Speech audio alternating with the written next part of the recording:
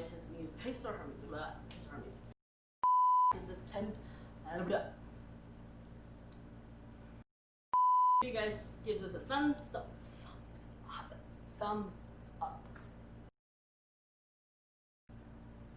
Hi everyone, and welcome to another episode of Bowery Trio Piano Tuesday video. Today I'm here to share with you guys the practicing tips on Chopin Nocturne Opus 72 No. 1 in E minor. This is another etude required by the IL All State Audition this season. If you haven't checked out my last video on the first etude, the Bach Prelude, please click on the video up here, or you can go to the description below for the YouTube link down there. Alright, I'm so excited to talk about the Chopin Nocturne today because Chopin is my favorite composer.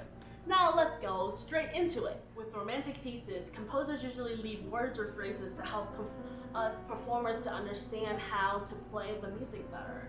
So, the most important thing before you even start practicing is to identify the words and phrases that you don't understand. They're either Italian, French, or German for most of the time, and sometimes Russian if you have Russian composers.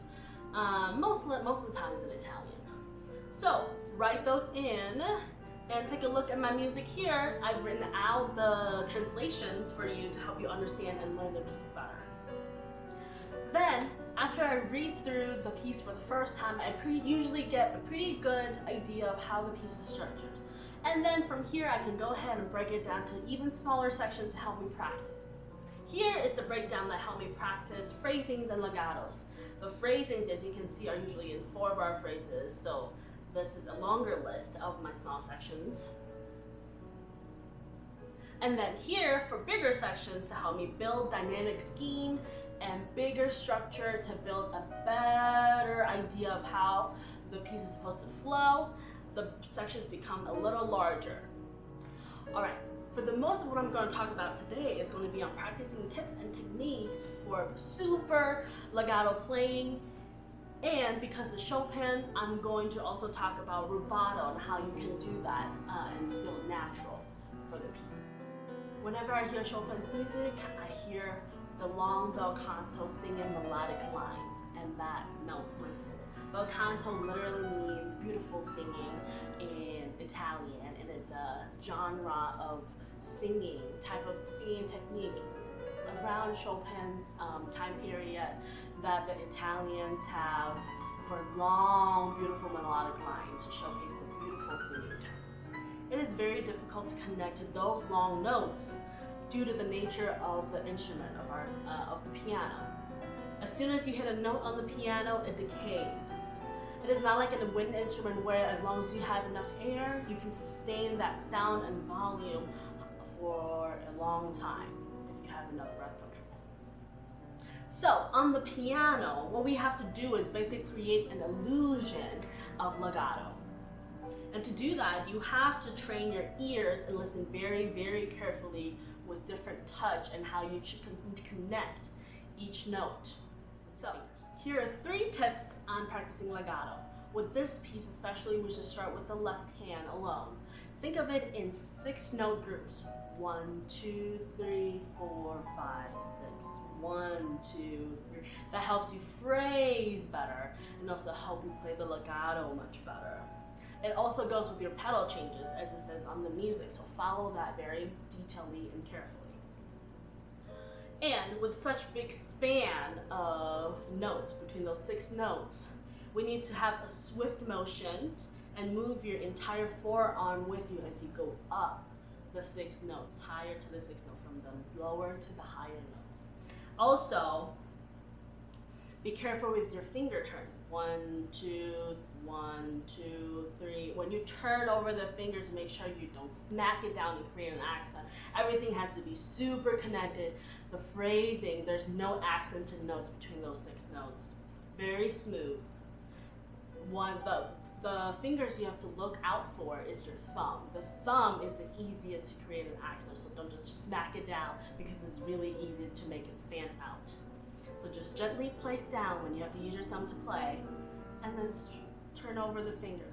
1, 2. That combines with your forearm motion should really help with the smoothness and legato. Number 2, for legato practicing, make sure you listen very carefully for your right hand top long note melody. You can sing them out with your voice, sing them out loud to help you so you can mimic what it's supposed to sound like. Because when you sing, it's a natural legato. So you should try to imitate that when you play this. Or another way to practice is once you have a really good idea in listening for the right hand long note melody, play only the top with your left hand and don't do the inner voices just yet. Just do those, the bottom and the top voice together so you can train your ear to listen for the top. And to help with right hand melodic legato playing, you should use finger legato rather than relying on your pedal, because the pedal is not really for legato, it's for color. It does help, but your fingers should feel like they're moving in honey, something very, very gooey, and you're rarely leaving the piano keys. You should play more on the pad of your fingers and flatten it rather than keeping it stiff and rigid like that. But this is harder to create legato sound rather when you like melt your fingers to one another like this. Okay? Finger legato is using fingerings and finger substitutions to really connect the notes together. I found this in my edition of the music. It has really good fingering, super helpful for finger legato, creating natural legato with your fingers. So just follow those fingerings very carefully.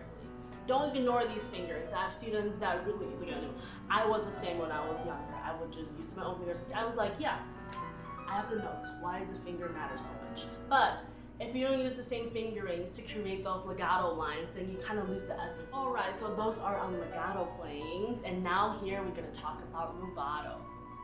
Rubato, the golden rule for rubato is if you take time away, you have to give it back. After you pull and stretch out the end of phrases, you have to continue and go back into tempo at the beginning of the next phrase. It might seem sophisticated and appropriate to take time everywhere in this kind of music. You're like, Chopin, it just melts. But if you do it too much, then for the listeners, for the audience, we can feel a little seasick after. In certain places, you would see that Chopin actually writes ritardando or rallentando, calando at the end of phrases. Then you should definitely follow them it's his instructions. So, in sections with a lot of ornamental and decorative notes, like from measure 31 through 38, you should take more time rather than rushing through it. A lot of the time we see, oh my god, 16 notes, 30-second notes, we gotta go. But in reality, we have to hear those notes clearly, so stretch them out a little bit and take your time so we can hear them clearly. Think of them as a part of the melody rather than decorative. The more notes are in a group, the more time I would take, so I can really phrase them well. I have a bonus tip for you guys, but before we get to that, make sure you give us a thumbs up and subscribe to our channel so you can get more practicing tips on beautiful piano music. Alright, as promised, here is our bonus tips. Scheme out the dynamic contrast between the sections. For a better storytelling experience, especially in romantic music, I always like to give a sort of a sense of what kind of story I want to tell. There should be a climax, a high point like any story or any book that you read. And so from the beginning, I wouldn't do as much crescendo or much build, because I see on my first page there's really only one place for forte, and it's not even a big forte. So beginning is mostly piano, and I don't think there are any big crescendo until measure 16 to 18. And the climax for me for this piece is from measure 31 to 42. Because of the ornaments, you can really take time and stretch it out and really put in your passion for it. And then starting on measure 43, it really starts to die down until we get to between each section. There are also emotions and colors to think about rather than just dynamic. Follow the harmonic changes between minor and major, and use your imagination to see what it is they really want to say for this piece. Take a look at the notes I've made on my music and use it as reference for what you can do with the piece.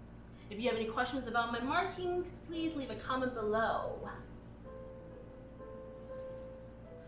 Alrighty, thank you guys so much for watching today. I hope this video helps you to practice this beautiful Chopin Nocturne, and I will see you guys next week.